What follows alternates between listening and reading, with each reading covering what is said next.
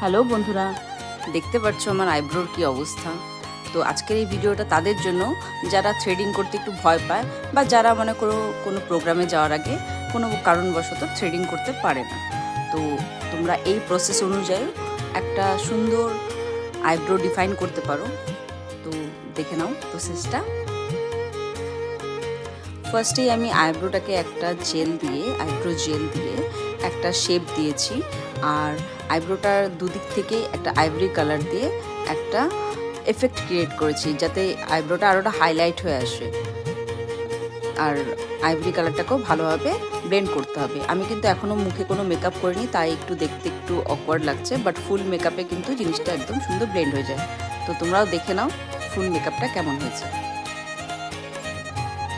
আর ভালো লাগলে একটা লাইক তো বানতা है ना।